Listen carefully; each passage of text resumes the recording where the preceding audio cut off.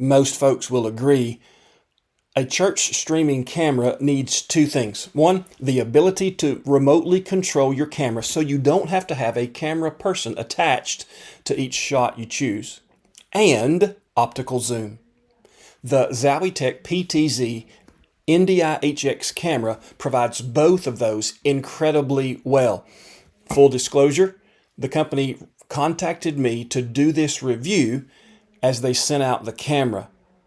This camera is going to be exactly what my church needs to finish out a recent church remodel we're doing. Now, in the past, I've had a 3-camera setup, one on each side, one in the middle, but my middle camera was suspended from the ceiling, hung down about 15 feet from my pulpit, but it was in the way. Now, it's a small footprint, granted, and people get used to it. You kind of look through it after a while, but it was something that hung down, and people who visited for the first time would oftentimes ask, what is that hanging down from the ceiling? Well, the ability to remote mount, to mount this camera at the very back of our church is going to be something that does in fact change how we live stream. Looking at the Zowietek Amazon storefront, you can see a lot of different products they have to offer. Full range of PTZ cameras with NDI, 4K camera controllers.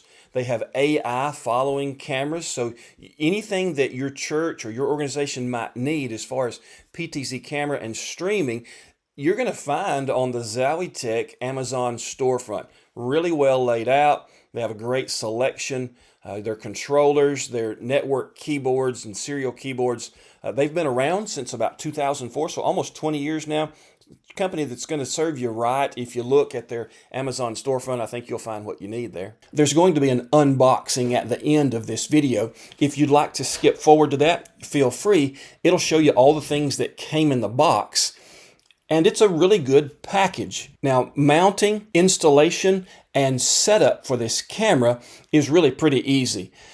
One caveat to the ease of setup here is that you are going to have a Windows PC in order to change the IP address of the camera and to allow you into that place in the camera settings to enable NDI mode. It does not ship that way. The company has done a good job of providing videos, how-to. There's some setup videos on their website that are incredibly useful. I walked through those, and it was exactly what I needed to be able to go into the control panels of a Windows PC computer.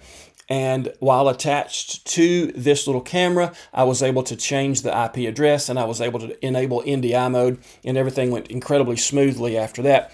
But you do need to know that you're going to have to change that IP address and enable NDI mode.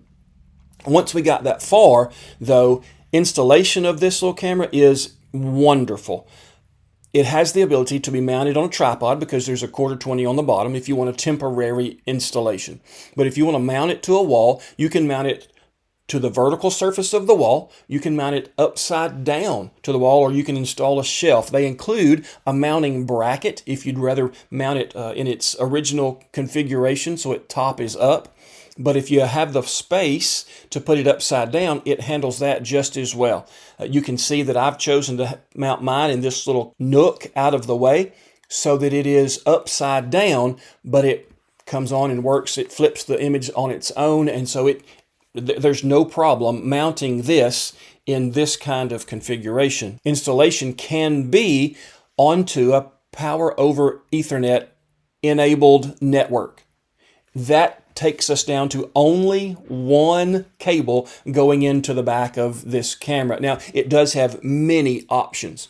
On the back here, you're going to see that it has SDI, and it has HDMI, and it has NDI as its camera connections. You have the ability to control this through an RS-232. You can run it through a console joystick if you want. It has the option of running control through an RS-485 as well, and then there's a 3.5mm audio jack in the back. Now, if you have to run it through with power, if you have to power it separately and you don't use a PoE network to power it, then there is the 12 volt that comes in here, and that of course is included in the box. once the IP address has been changed and NDI mode has been enabled, it shows up on your network. Once the camera is installed on the network, when NDI mode is being used, you have the ability then to use any number of apps to find that camera on your network. I'm using Top Director View. It is an NDI multi-view and record app, and just going over into the settings there, it's going to show me which cameras I have available to me, and it's going to show me what their IP address is that the network has assigned to it. So I can choose which camera to use. Then I have the ability to set up that IP address in another app called Pan Tilt Zoom, and I can run that on any mobile device that's attached to the network and have on-screen thumb, joystick, and then zoom in and out mode. I can set up presets to run the various different shots that I might want for a given Sunday morning, and it just allows me some incredible freedom to run even with wireless apps because we're on the network and running this through NDI. We also have the option of running HDMI out of this camera, and that can go directly into a computer that has a capture card, and then you can run it through your OBS or your ProPresenter software, and it'll allow you to set up in that way as well. I've run it out from HDMI into my YOLOBox Pro and been able to take this as somewhat of a mobile live streaming setup.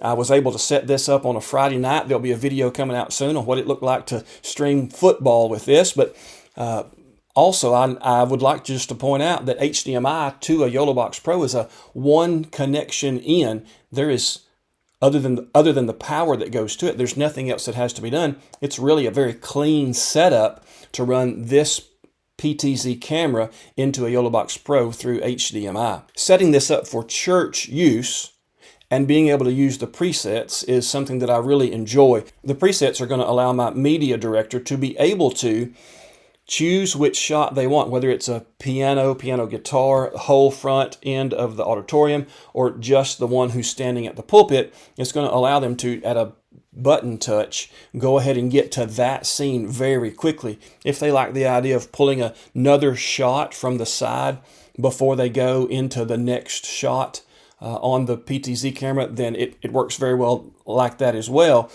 But being able to put this in ProPresenter 7 is what's going to open up a whole lot of doors for us. So let's look at that process right quick. In ProPresenter 7, I have my video inputs along the bottom here in this tray.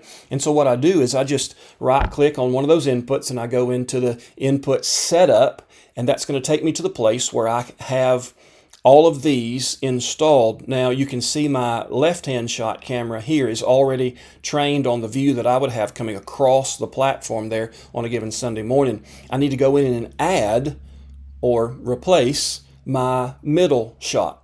So I can go here and click on this drop-down box and choose the camera. I have not told ProPresenter where this is on the network. It just finds it because it's on the network, and that's the way NDI works. So I can choose this camera, and now I have the ability to let this be my shot.